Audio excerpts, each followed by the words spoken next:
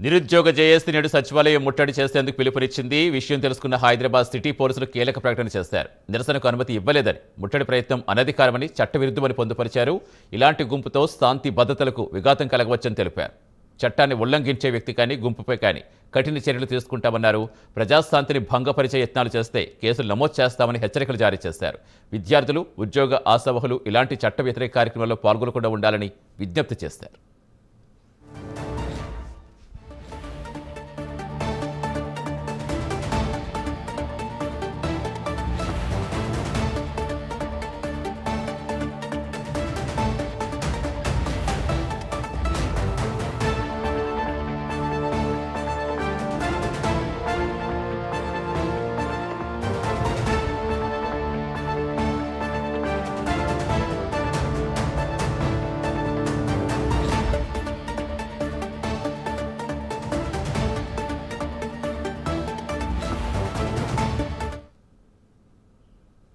నిరుద్యోగ జేఏసీ నేడు సచివాలయం ముట్టడి చేసేందుకు పిలుపునిచ్చారు. విషయం తెలుసుకున్న హైదరాబాద్ సిటీ పోలీసులు కీలక ప్రకటన చేశారు. ఈ నిరసనకు అనుమతి ఇవ్వలేదని, ముట్టడి ప్రయత్నం అనధికారం, చట్టవిరుద్ధమని పొందుపరిచారు. ఇలాంటి గుంపుతో శాంతి భద్రతలకు విఘాతం కలగవచ్చని తెలిపారు.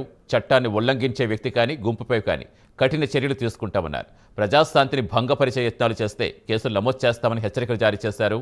విద్యార్థులు, ఉద్యోగ ఆశావహులు ఇలాంటి చట్ట వ్యతిరేక కార్యక్రమాల్లో పాల్గొనకుండా ఉండాలని విజ్ఞప్తి చేశారు.